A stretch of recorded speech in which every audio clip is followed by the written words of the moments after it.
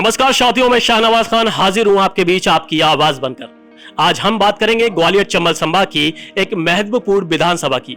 ये वो विधानसभा है जो ग्वालियर लोकसभा सीट का हिस्सा भी है। अब तो आप समझ गए होंगे कि हम किस विधानसभा सीट की बात कर रहे हैं। जी हां, आप सही समझे, हम बात कर रहे हैं ग्वालियर ग्रामीण विधानसभा की, जो ग्वालियर चंबल से जुड़ी होने के कारण ग्वालियर लोकसभा सीट के हिस्से में आती है, जिसके वर्तमान विधायक हैं उद्यानिकी एवं खाद्य प्रसंस्करण स्वतंत्र प्रभार नर्मदा घाटी विकास राज्य मंत्री भारत सिंह कुशवाहा। भारत सिंह जी, आचरण न्यूज में आपका बहुत बहुत स्वागत है। धन्यवाद। सबसे पहला मेरा सवाल यह है कि इस विधानसभा का एक बड़ा हिस्सा ग्रामीण हिस्से में आता है, ग्रामीण क्षेत्र है। इस कारण ये क्षेत्र अभी भी विकास की मुख्य धारा से पूरी तरह नहीं जुड़ा है। क्षेत्र के विकास के लिए आपके पास क्या रोड मैप है, क्या प्लान है? मैं इस बात को मानता हूं कि मेरा क्षेत्र विकास की मुख्य धारा से नहीं जुड़ा है। मैं आपको एक जानकारी देना चाहूँगा। 2013 में मुझे यहाँ से प्रतिनिधि बनने का अवसर प्रदान हुआ।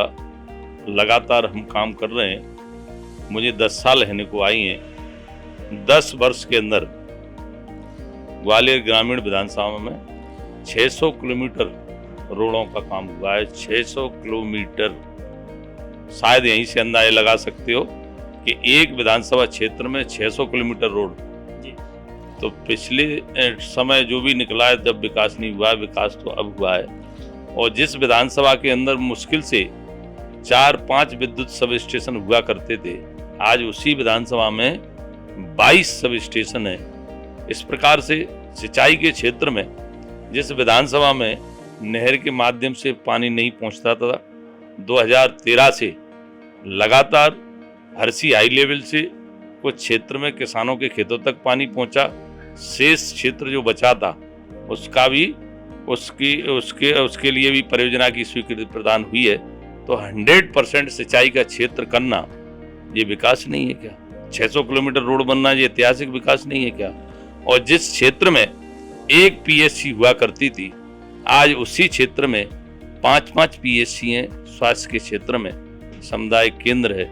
इससे उस क्षेत्र में एक सेपरेट तहसील नहीं थी। जिस क्षेत्र के लिए भारतीय जनता पार्टी की सरकार में शिवराज जी के नेतृत्व में 3-3 तहसीलें मिली, ये विकास नहीं है क्या? ऐसे ही ऐतिहासिक काम सिंचाई के क्षेत्र में हुआ है, विद्युत के भी क्षेत्र में हुआ है, रोडों के भी क्षेत्र में हुआ है। और आपको ये भी जानकारी देना चाहूँगा, और जिस तरह से शिक्षा के क्षेत्र में यहाँ 2-2 सीएम राज स्कूल स्वीकृति प्रदान हुई है, और 2-2 सीएम राज स्कूल का बनना ये भी अपने आप में एक ऐतिहासिक काम है। मूलभूत सुविधाओं पर यहाँ काम हुआ है। और मैं आपको भी आमंत्रित करना चाहूँगा कि मेरे क्षेत्र की रोडों को भी देखिए, बिजली व्यवस्था को भी देखिए, मेरे क्षेत्र के स्वास्थ्य के क्षेत्र में जो हॉस्पिटल बने उनको भी देखिए।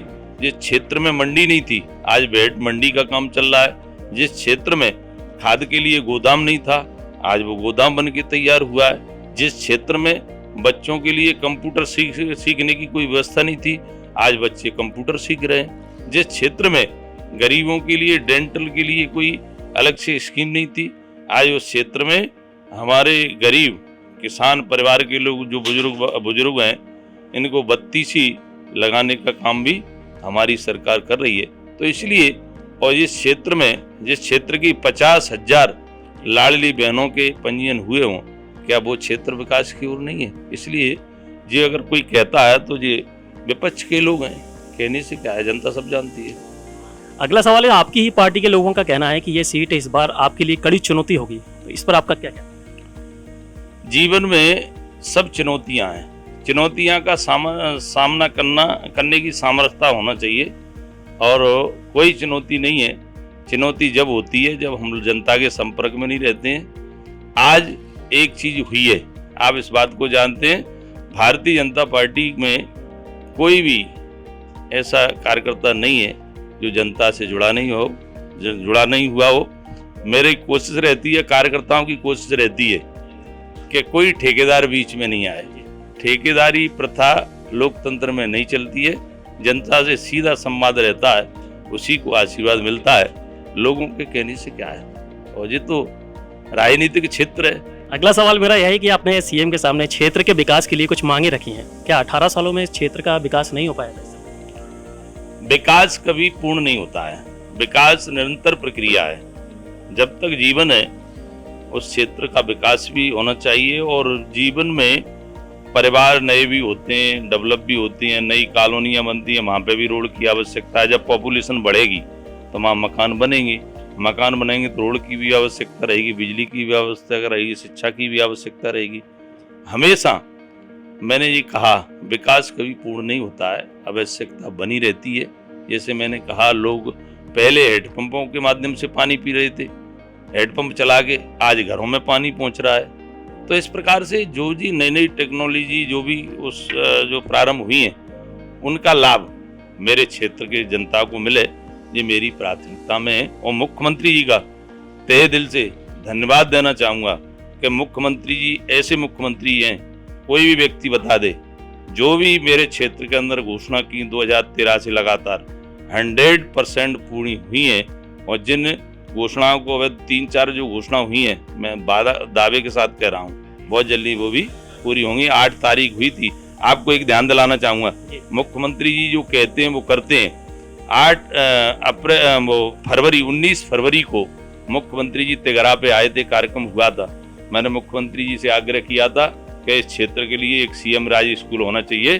तो 20 तारीख को हम सीएम राज स्कूल का भूमि पूजन कर रहे हैं। 37 करोड़ की लागत से सीएम राज स्कूल कुलैथम बनेगा। भगवान जगन्नाथ कुलैथ में भगवान जगन्नाथ जी का जो मेला लगता है, रथ खींचने का काम होता है, किसी भी सरकार ने उसको शासकीय कैलेंडर में नहीं किया।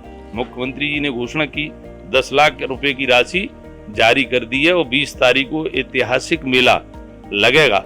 इसी प्रकार से मुख्यमंत्री जी ने उस क्षेत्र के लिए तहसील की घोषणा की। 48 घंटे के अंदर पुरानी छावनी के नाम से तहसील की स्वीकृति मिली। 48 घंटे के अंदर कहीं पूर्ति होती है?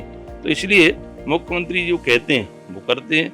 मेरे क्षेत्र को सर्वाधिक सरकार की योजनाओं का भी लाभ मिला है, और विकास में भी मेरे क्षेत्र का, मतलब मैं ये कहूँगा, विकास में भी ध्यान माननीय मुख्यमंत्री जी ने रखा है। भेंट में आपने एक और बात कही थी कि भेंट का नाम बदलकर तानसेन नगर रखना चाहिए, तो उसका प्रस्ताव आपके द्वारा दिया गया है? कब तक प्रस्ताव दिया गया है? कलेक्टर ने भी शासन को प्रस्ताव भेज दिया है। बहुत जल्दी भेंट का नाम तानसेन नगर के नाम से होगा। भेंट में एक सौगात नहीं दी थी। अब देखिए, आपको ध्यान हो, काम करने की ललक होना चाहिए। कांग्रेस ने हमेशा क्षेत्रों का विकास नहीं किया। हमेशा मतलब कांग्रेस के समय में न मूलभूत सुविधाएं मिली। आप यहीं से अंदाजा लगा सकते हो कि अकेले क्षेत्र में 600 किलोमीटर रोड है। अब एक चीज और कहना चाहूँगा, बैठ की धरती पर मुख्यमंत्री जी ने एक कॉलेज की घोषणा की। अब देखिए, वहाँ के युवाओं की आंखों में और वहाँ के स्थानीय लोगों के में खुशी के मारे आंखों में आंसू आए थे। आपने देखा होगा, वो क्षेत्र कल्पना भी नहीं कर सकता था कि यहाँ हमें कॉलेज मिलेगा, क्योंकि दूर दराज क्षेत्र है और जंगल का एरिया है। वहाँ के बच्चे जहाँ पढ़ने के लिए आते हैं, किराए पे कमरा लेते हैं, घर से दूध की बोतल आती है, रोज एक दूध व्यक्ति भेजने का काम करता है। इसलिए मुख्यमंत्री जी ने बहुत ऐतिहासिक काम किया उस दिन के विद्यालय की भी घोषणा की। और वहाँ अंजनी माता का मंदिर है। अंजनी माता का मंदिर, हनुमान जी की माँ अंजनी माता है, आप सब जानते हैं। आज तक किसी सरकार ने ध्यान नहीं दिया। मुख्यमंत्री जी ने वो क्षेत्र के रिनोवेशन के लिए, उस जगह के रिनोवेशन के लिए, जीर्णोद्धार के लिए 1 करोड़ की राशि दी। ये वही व्यक्ति दे सकता है जो दिल से चाहता है क्षेत्र का विकास हो। ग्वालियर ग्रामीण विधानसभा सीट पर आपकी क्या चुनावी तैयारी है, क्योंकि इस सीट पर पार्टी के कई और दावेदार भी सक्रिय हैं? देखिए, मैं एक बात बताऊं आपको, दावेदारी होती रहती है। दावेदारियों की चिंता नहीं करना चाहिए, अपने कर्म पे भरोसा रखना चाहिए, काम पे भरोसा रखना चाहिए। हम तो पार्टी के कार्यकर्ता हैं। हम सोच भी नहीं सकते थे कि एमएलए बनेंगे, मंत्री बनेंगे। बगैर मांगे मिला है जो कुछ मिला है, और हमें पूर्ण विश्वास है पार्टी पर और नेतृत्व। कांग्रेस का दावा है इस बार उसकी सरकार बनने जा रही है। ग्वालियर चंबल में भाजपा को भारी नुकसान होगा। आप कांग्रेस के इस दावे से कितना सहमत हैं? मैं आपके सामने दावे के साथ कह रहा हूँ, कांग्रेस मुकर जाएगी। नहीं तो कांग्रेस के जितने भी धुरंधर हैं, इस बात के लिए आमने सामने डिबेट हो जाए। मैं दावे के साथ कह रहा हूँ, भारतीय जनता पार्टी की जो स्थिति 2018 में संचल में रही थी, भारतीय जनता पार्टी यहाँ से अप होगी। इस क्षेत्र पर पूर्ण विश्वास है। अच्छा बहुमत पूरे प्रदेश में मिलेगा और इस संचल में भी मिलेगा। उनको गलतफहमी है, उनके साथ पहले सिंधिया जी भी थे और परिस्थितियां भी ऐसी थी कि कांग्रेस के लोगों ने 15 साल बाद जम के झूठ बोला था, इसीलिए लोग विश्वास कर गए थे। इनकी झूठ की पोल खुल गई है। ये सरकार बनी बनाई सरकार नहीं चला सके तो ये सरकार कहाँ से बनाएंगे? लोग कहाँ विश्वास करेंगे? क्या बनी हुई सरकार को नहीं चला सके तो ये बनाएंगे कहाँ से? इसलिए लोगों को भरोसा नहीं है इनके। मेरा आखिरी सवाल आपसे ये है कि ग्वालियर ग्रामीण की जनता आपके सामने है, क्या कहना चाहेंगे आप उस जनता से और अपने समाज के युवाओं से? युवाओं से ये कहना चाहूँगा कि युवाओं को इस देश को जरूरत है। युवाओं की हमारे पास बहुत बड़ी शक्ति इस देश के पास है, तो युवाओं की है। युवा राजनीति के क्षेत्र में आए, इससे नए विचार के साथ इस प्रदेश को देश को कुछ दे सकें। क्यों व्यक्ति परिवार तक सीमित नहीं रहना चाहिए, समाज हमारा परिवार है। इस धारणा को लेके युवा भी सामने आए और राजनीति में आए। राजनीति करना, समाज सेवा करना बहुत अच्छा काम है। क्षेत्र की जनता को यही संदेश देना चाहूँगा कि क्षेत्र की जनता हमेशा सुखी रहे, उन्नति करे, प्रगति करे।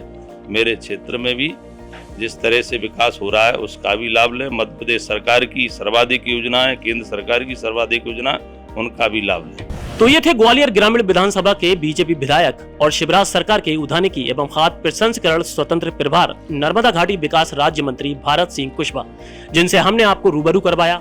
आप इनसे कितने सहमत हैं अपनी राय कमेंट्स बॉक्स में जरूर दें।